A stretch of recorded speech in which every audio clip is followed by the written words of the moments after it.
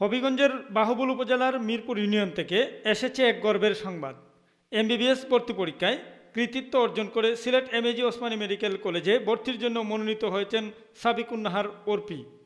MBBS ভর্তি পরীক্ষায় অংশগ্রহণ করে সাফল্যের স্বাক্ষর রেখেছেন সাবিকুন্নাহার অর্পি। তিনি এবছর ভর্তি পরীক্ষায় ৮০ নম্বর পেয়ে সম্মিলিত মেধা তালিকায় ১৪২৯তম স্থান অর্জন করেন। আমি সাবিকুন্নাহার অর্পি এবছর ২০২৫-২৬ সেশনে এমবিবিএস ভর্তি পরীক্ষায় মেইন পজিশনে আমি সিলেট এমএজি ওসমানী মেডিকেল কলেজে পড়ার সুযোগ পেয়েছি।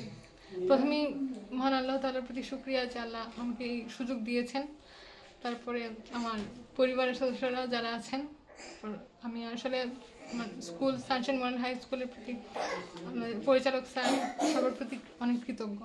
এই যাত্রা পড়াশোনার পাশাপাশি বিভিন্ন বিশ্ববিদ্যালয় এসএসসির টাইম থেকেই আমাদের বিভিন্ন বিশ্ববিদ্যালয় মেডিকেল ভর্তি পরীক্ষা এসব বিষয়ে বিভিন্নভাবে অনুপ্রেরণা দেওয়া হতো।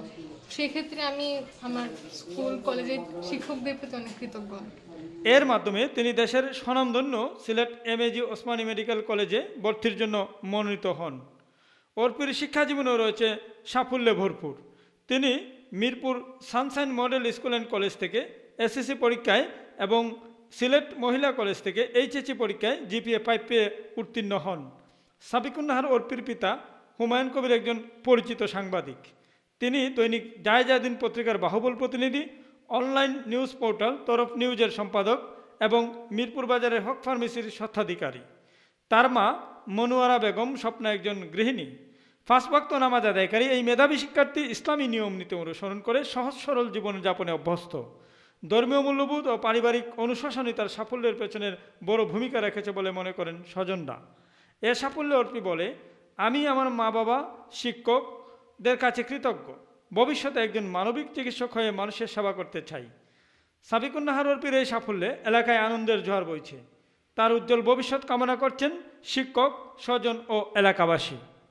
নিজে তৈরি করা উচিত। সেক্ষেত্রে আমার মনে হয় যে আর নিজের সাথে নিজের একটা বোঝাপড়া, নিজের ভুল স্বীকার করা, নিজের ভুল আমি যদি আমার নিজের কথাই বলি, আমি একটা প্রশ্ন আসছে এবার মেডিকেলে, যেটা আমি কোচিংয়ের পরীক্ষায় কিছুদিন আগেও ভুল করেছিলাম। তো সেই ক্ষেত্রে আমার মেডিকেল পরীক্ষায় ওই জিনিসটা আর ভুল হয় না, এটা এক্সট্রা ইনফো ছিল। তো সেই ক্ষেত্রে আমি বলবো যে নিজের শেষ পর্যন্ত লেগে থাকা আর কি।